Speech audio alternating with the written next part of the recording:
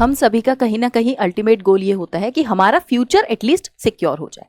अगर हम बात करें मेडिकल फील्ड की तो एमबीबीएस बीडीएस के अलावा कई सारे बच्चे कंफ्यूज रहते हैं कि मैम बीएससी नर्सिंग कर तो लिया, लेकिन इसके बाद में हमें कहाँ कहाँ जॉब्स मिल सकती है, क्या हमारा पैकेज एटलीस्ट कुछ एवरेज भी होगा या फिर हमारा करना वर्थलेस हो जाएगा। तो बेटा, after BSc nursing you can earn up to 1 crore a year. Yes, आप अर्न कर सकते हैं एंड इसमें आपके पास में कई सारे ऑप्शंस हैं, अनगिनत ऑप्शंस हैं, अनगिनत एग्जाम्स होते हैं जिनके थ्रू आपको डिफरेंट डिफरेंट पोजीशंस पर डिफरेंट डिफरेंट जगह पर जॉब मिलती है एंड अल्टीमेटली आप अच्छा खासा पैसा वहां पर अर्न कर रहे होते हैं। तो आइए हम लोग देखते हैं कि आफ्टर बीएससी नर्सिंग आपके पास में क्या क्या जॉब अपॉर्चुनिटीज हो सकती हैं। Hi everyone, this is Rekha Devnani and welcome to nursing Kaka. आज हम लोग हमारे चैनल पर डिस्कस करने जा रहे हैं कि बीएससी नर्सिंग अगर आपने कर लिया है तो आपके पास में क्या क्या जॉब अपॉर्चुनिटीज हो सकती हैं, कितना आप अर्न कर सकते हैं और ये सब करने के लिए आपको कौन कौन से एग्जाम देना होगा। So let's start. देखिए बेटा, अगर हम बात करते हैं ना बीएससी नर्सिंग की, तो हमारे पास सिंपली 2 ऑप्शंस हैं। एक तो ये कि हम क्लिनिकल बैकग्राउंड में जाना चाहते हैं, हम लोग क्लिनिकल कुछ करना चाहते हैं, तो हम लोग as a nurse officer work कर सकते हैं।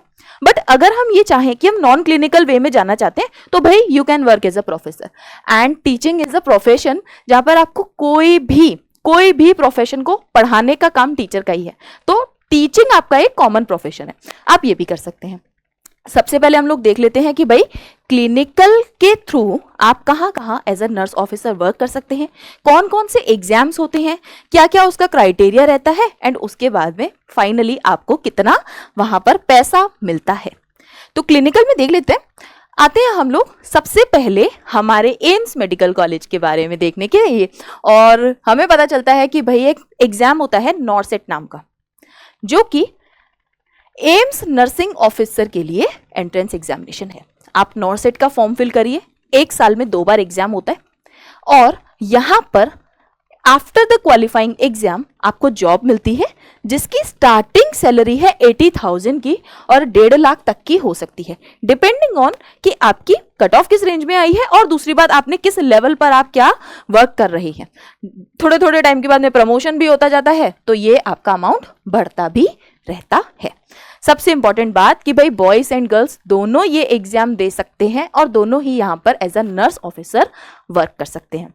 दूसरा एग्जाम की अगर मैं बात करूं तो मिलिट्री हॉस्पिटल्स में भी नर्सेस की जरूरत है और वहां पर भी अच्छी खासी सैलरी एटलीस्ट 1 लाख पर महीना तो आपको मिल ही जाती है। भाई 12 LPA का पैकेज हो गया, और 12 LPA की पैकेज की अगर मैं बात करूं तो 12 तो छोड़ दो, 6 LPA के पैकेज के लिए भी हमारे देश में कई सारे लोग सफर कर रहे हैं और उनको ये भी नहीं मिलता।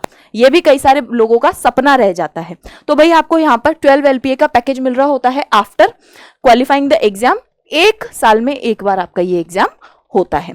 अगर हम बात करें RRB की तो रेलवे हॉस्पिटल्स में आपकी जॉब लगती है as a nurse officer and इनकी सैलरी 80,000 से 1 लाख पर मंथ तक जाती है और ये भी एग्जाम एक बार होता है 2 साल में। 2 साल में 1 बार एग्जाम होता है और यहाँ पर आपको जो है जॉब मिल जाती है, लगभग इतनी सैलरी रहती है।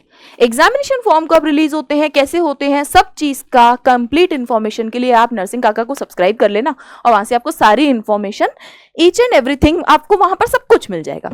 इस सब के अलावा as a staff nurse work कर सकते हैं। ये वाले आपने एग्जाम नहीं दिए और एग्जाम होते हैं PGI MER, यहाँ पर आप वर्क कर सकते हैं। इनके कई सारे कॉलेजेस हैं, BHU के कई सारे कॉलेजेस हैं, वहां पर आप as a staff nurse work कर सकते हैं। RML के कई सारे कॉलेजेस हैं और बाकी के जो स्टेट हॉस्पिटल्स हैं यहाँ पर भी कई सारे कॉलेजेस हैं जहां पर आप as a staff nurse work कर सकते हैं। हॉस्पिटल्स हैं जहां पर आप as a staff nurse work कर सकते हैं और आपकी सैलरी अगेन 80,000 तो स्टार्टिंग है भाई, और इसकी जाती है 1 लाख 2 लाख तक भी आपकी सैलरी आराम से जाती है और भाई बहुत ही रेस्पेक्टफुल आपका ये प्रोफेशन भी होता है।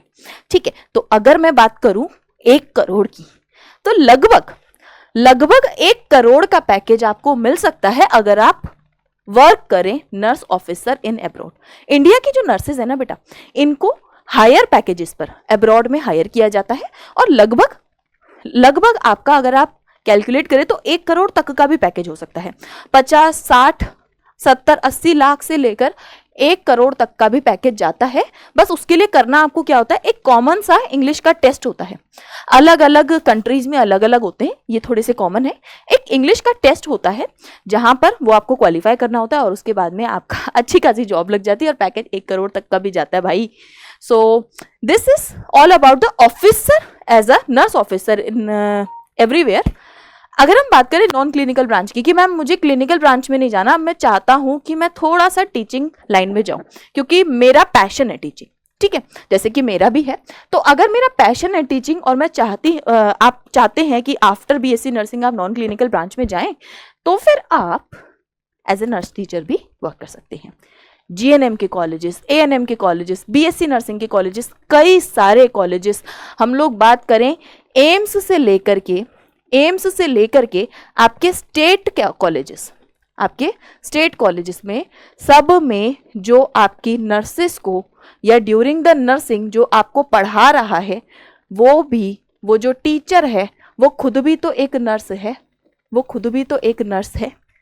तो आप एज अ नर्स टीचर भी वर्क कर सकते हैं एम्स से लेके अदर सारे कॉलेजेस में, और यहां पर भी सैलरी पैकेजेस बहुत अच्छे जाते हैं depending on the skills of your teaching, ठीक है। तो दीज आर सम ऑप्शंस। बेटा अगर मैं ऑप्शंस की बात करूं तो ऑप्शंस कभी खत्म नहीं होंगे। नर्सिंग में इतने सारे एग्जाम्स हैं जिनकी बहुत लंबी लिस्ट है, और हर एक एग्जाम का एप्लीकेशन फॉर्म, हर एक एग्जाम की डेट्स, हर एक एग्जाम की जितनी भी इंफॉर्मेशन है वो आपको हमारे चैनल नर्सिंग काका पर टाइम टू टाइम मिलती जाएगी। जॉब अपॉर्चुनिटीज आपके लिए बहुत सारी है बेटा, आपका फ्यूचर सिक्योर रहता है। नर्सिंग काका को सब्सक्राइब करके रख लीजिए एंड आपको अवेयरनेस मिलेगी कि yes nursing is the best profession for you. So that's all about this video. Thank you and have a nice day.